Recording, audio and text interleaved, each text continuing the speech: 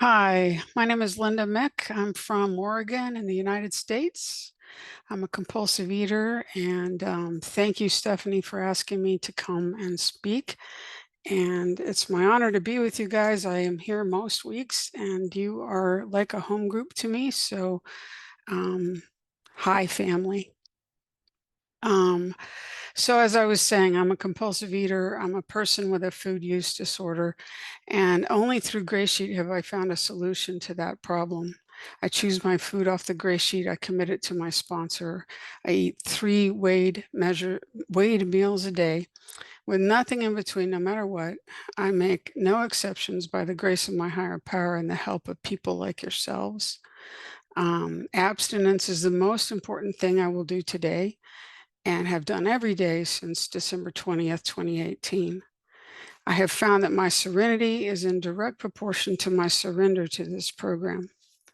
I'm a medical professional, and we are taught not to stigmatize people with addiction, such as calling them addicts or junkies, or some other harsh word.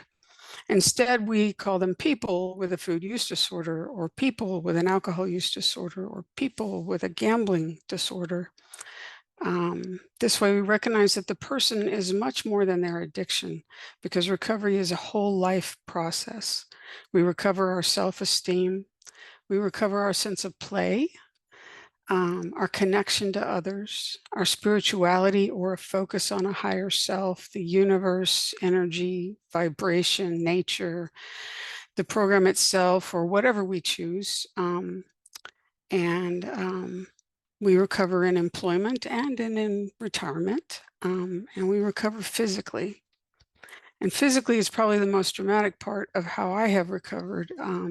Prior to Gray Sheet, I was 308 pounds. That's 140 kilograms or more. That's the last weight I had. I was and am 5'1". That's 61 inches or 155 centimeters, and 58 inches in girth. So I was almost as big around as I was tall.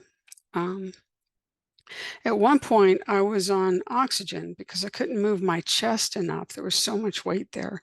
Couldn't get a full breath of air. I was still working. So imagine the horror of my patients who saw me come in with oxygen tubes in my nose. I used an electric scooter for 5 years because my legs couldn't bear my weight and I would run out of oxygen trying to walk. Um, I really hit my bottom when I realized repeatedly that I could not stop myself from buying a particular junk food that I was craving and could not resist. I had an obsession of the mind. Um, I would reward myself during the day if something went well, if something went wrong, or if I was bored. I would tell myself, this is killing you, but I would eat it anyway. Sometimes I could control it, like I would eat maybe 2 pieces before noon and not more, and then maybe 2 pieces before 5 and not more, and then maybe 2 pieces that night. And it was a big struggle, and I could do that for about 2 days. And then on the third day, the bag being, you know, three-fourths or two-thirds full, it needed to be eaten, and I would eat it. And so sometimes I could control it, but usually that didn't last very long. I would be full of shame and remorse and fear that I was going to kill myself this way. Um, and I had a stroke in 2011, which is 7 years before I even made it to Gray Sheet. And that didn't stop me from eating. My doctor suggested that I get a gastric bypass and sent me to this seminar that they had on it. And I found it sounded just like any infomercial. This program doesn't work because of this reason, and our program does work. And look at these skinny people who are products of our program, and, blah, blah, blah. So I was turned off by it. And I also had a patient who had had a gastric bypass many, many years ago and was morbidly obese anyway. I had a friend who'd had one come and tell me, don't do that. And so 2 days before the Christmas party at work, in 2018, I had been contemplating going to a food recovery rehab facility, which I kindly called at the time a fat farm. You know, how pejorative is that? Um, and I broke with the rules of my profession and admitted to a patient that I was struggling with food. I'd watched her quit opioids, quit alcohol, and shrink. And I asked her, "What are you doing with food? Because I can't stop eating." She said, "I weigh and measure my food off the gray sheet. I write it down. I commit it to my sponsor. I eat everything I commit, no matter what, and nothing in between." She said, "Also, my serenity is in direct proportion to my surrender." And miraculously, I said to myself, I can do that. I can eat off a list and I can tell somebody what I'm eating. And, serenity sounds kind of good. So I asked her how to get in touch with these people, and she gave me the website. And I couldn't find the food list anywhere on the website or on the internet. I searched. And I wanted to know, what am I getting myself into, but couldn't find it. So I was left with nothing but to phone the number on the website. And so I did that. And I talked to a startup sponsor. And I got started off on the gray sheet. She told me the food list and the portion sizes and the way we do this. And I didn't have a kitchen scale. So my first task was to go get a kitchen scale that day. And so the next day I was supposed to call at a certain time in the morning, and I called a few minutes late. Because I'm not very precise. And I was told the limits, the boundaries, and that I would need to call on time.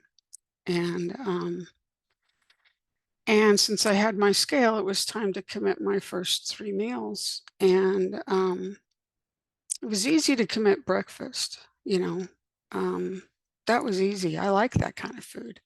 But when we got to lunch, we got to the vegetable of lunch, I just couldn't think of anything. Everything I thought of was actually a starch, and that I used to call a vegetable.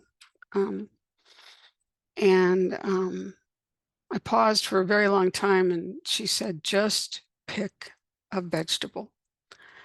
And in that moment, I realized what I ate didn't have to depend on what I was feeling like in the moment. And that was like a freedom I had never had. I could just pick any vegetable and then just eat what I said I would eat and move on through my day and have some peace around it that I had never had before. There was serenity in that choice. I didn't have to debate what I should eat, what I shouldn't eat. The meal was very boring. I don't remember now what I chose. And dinner was basically the same veggie and protein. And so it was a really boring first day. But she taught me how to commit my food: protein first, then veggie or fruit, and then fat. And salad, veggies in there, raws. Anyway, she gave me a list of people on the West Coast that I could call to ask to be my sponsor, and I was very afraid of that task. On the 5th day of calling her, about 3 days longer than most people take, she said most people have moved on by now. And so I felt like I was failing at this new job of, being in Gray Sheet. And so I luckily had a face-to-face meeting that night or that day, later that day. And so I went to that meeting and got a sponsor and a Gray Sheet there.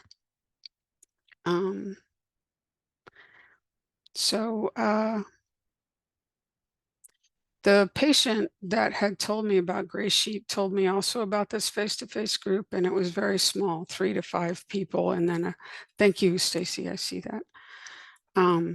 3 to 5 people, and you know, a much more intimate setting than she and I had engaged in as, you know, doctor patient. Um, so what I had done that day when she told me about Gray Sheet was tell her, look, if I'm going to be part of that group, we're going to have to switch you to somebody else. And being such a wonderful Navy veteran, good person, you know, she said, okay, I'll switch doctors. That's kind of risky. At the VA, they get switched a lot, and sometimes it doesn't work out so well. But I believe it worked out fairly well for her.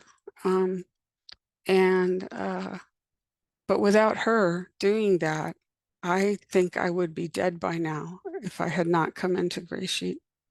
Was certainly on my way, having had a stroke already and being 308 pounds. And usually I show a picture. Let me see if I've got that there. This was me before. So I've lost 150-ish, 155 pounds. And so, yeah, big, remarkable physical recovery. It's a miracle to me. It's not by my doing, it's by one day at a time choosing this program. And anyway, I only have a few minutes left. So I wanted to talk about service also. It's been a huge part of my recovery. I remember being so excited that at day 90, I could lead a meeting. I happened to get diverticulitis that day and end up in the hospital. So that wasn't so much fun, but you know, I got to have a colonoscopy in my first year of being a Gray Sheet. Oh, yay. And anyway, and then when I got a year, I was elected GSR for my group. I served on a committee. Later, at 4 years of abstinence, I would get the opportunity to chair a committee. And it's a committee that needs volunteers. So if you're interested in doing service, the structure committee is looking for volunteers and members. Anyway, I also became a member of the retreat committee and doing the treasury and being trained to be the registrar. This is our second year to put on the retreat. We need more people to come. It's going to be a blast. So please consider coming. There will be great speakers, a talent show if you want to participate, a raffle for a very cool scale. It's a very cool scale that you can read on your phone in a dark restaurant. And then there'll be other raffle items. It's in the woods near Portland, Oregon. It has hiking trails. It's a great opportunity for nature photos if you're into that. And the people running the retreat center will hold us all in prayer for 2 weeks before we come and 2 weeks after we leave. Each room has its own bathroom and shower. And anyway, there will be abstinent meals and they're very tasty. And they did, you know, they learned about our program last year. So this year it should be even better. And, you know, they struggled to learn the ins and outs of how we eat. And this retreat center prides itself on being able to meet special needs for food of all types, of all different groups that have food restrictions. It's July 26th through the 28th. Thank you, Stacy. I'll be wrapping up sooner than that. The information is on the website. The working the program, working the steps, connecting with you guys, and for me, doing service. Because that makes me feel useful and like I have a purpose. That has all been extremely important in my recovery. So information is on the website about the retreat. Information is on the website about structure committee or any other committee you think you might be interested in. They all need help. So what else can I say to you? That is it for today, I believe. Thank you so much for letting me share